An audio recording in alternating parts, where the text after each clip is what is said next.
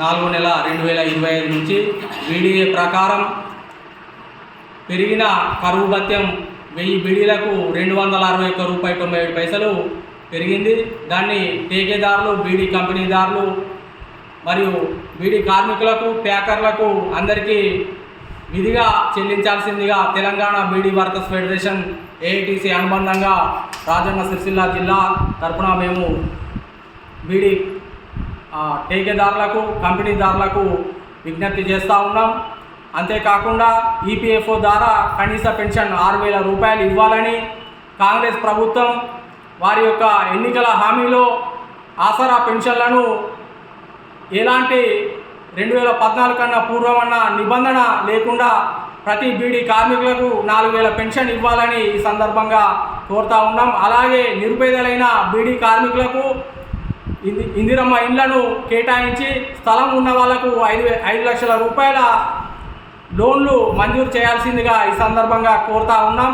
అలాగే ఈ బీడీ కార్మికులు అత్యధికులు నిరక్షరాస్యులు వాళ్ళు రిటైర్మెంట్ సమయంలో ఆధారాలలో తప్పులు దొరలడం మూలంగా వాళ్ళు ఏదో అందాలతోని వాళ్ళ ఏజ్లను తెలపడం మూలంగా ఈపీఎఫ్ఓలో అనేక వాళ్ళ నిబంధనలు వీళ్లకు అర్థం కాక వాటిని ఆధార్లు మార్పిడి చేసుకోవడం కావచ్చు, వాళ్ళ తదనంతరం వాళ్ళ యొక్క వారసులకు వారి యొక్క రెక్కల కష్టం రావడానికి అలియాస్ సర్టిఫికేట్ అని, ఆర్ఓసి డబ్బులకు మరియు ససెషన్ సర్టిఫికెట్లని, అలాగే ఫ్యామిలీ మెంబర్ సర్టిఫికెట్లని అనేక వేలాది రూపాయలు వ్యయ ప్రయాసాలకు వచ్చి తీసుకోవడం కోసం వాళ్ళు తీవ్రమైన నిరాశ నిస్పృహలకు ఆ రెక్కల కష్టాన్ని వారసులు పొందడానికి తీవ్ర ఇబ్బందులు పడుతున్నారు. కాబట్టి ఈపీఎఫ్ఓ వారు వారి యొక్క నిబంధనలను వారి వారసులకు అందించే ప్రయత్నంలో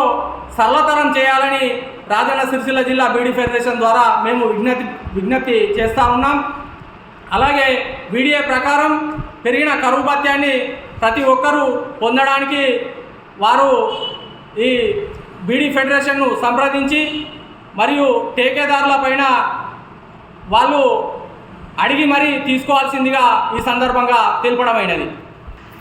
రాజన్న సిరిసిల్ల జిల్లా సిరిసిల్ల ఏఐటీసీ భవన్లో బీడీ ఫెడరేషన్ జరుపుకోవడం జరిగింది. ప్రధానంగా మేము గతంలో కూడా ఎన్నో ధర్నాలు చేసి బీడీ కార్మికుల యొక్క సమస్యల మీద గత ప్రభుత్వానికి తెలియజేయడం జరిగింది. ఇప్పుడు కేంద్ర బీజేపీ ప్రభుత్వం అధికారంలోకి వచ్చి 10 సంవత్సరాల పరిపాలన కాలంలో జీఎస్టీ తీసుకొచ్చి ఆకుకోత మీద, తంబాకు మీద, ఇలా సిగరెట్ ఫ్యాక్టరీలకు మొగ్గు చూపుతూ బీడీ పరిశ్రమను కుంటి పట్టించే విధానంలో పాల్పడతా ఉంది. ప్రధానంగా కనీస వేతనాల చట్టం, ఇలా కార్మికులు పనిచేసే చోట ఆ ఒక కూలీ రేట్లు, నిత్యావసర సరుకులకు అనుకూలంగా కూలీ రేట్లు పెరిగే చట్టాన్ని కూడా సవరణ చేసి తొలగించడం జరుగుతూ ఉంది. ప్రధానంగా మేము కేంద్ర బీజేపీ ప్రభుత్వాన్ని అడుగుతూ ఉన్నాం, కార్మికుల కోసం ఇలా కార్మికుల పొట్టలు కొట్టే పరిపాలన కాలం ఇలా మానుకొని విడలో పెద్ద ఎత్తున ఆందోళన కార్యక్రమం చేస్తామని సందర్భంగా తెలియజేస్తూ ఉన్నాం. అదేవిధంగా బీఆర్ఎస్ ప్రభుత్వం అధికారంలోకి వచ్చినాక ఇలా క్యాన్సర్ హాస్పిటల్ నాంపల్లిలో పెట్టినటువంటి హాస్పిటల్ను తొలగించి సిరిసిల్ల సంగరపల్లిలో నిర్మిస్తాం, ఇలా బీడీ కార్మికులకు మెరుగుపరిచే విధంగా ఉంటుందని ఆ ఒక హాస్పిటల్లో స్కూల్ నిర్మించి ఈ యొక్క క్యాన్సర్ హాస్పిటల్ తొలగించడం జరిగింది.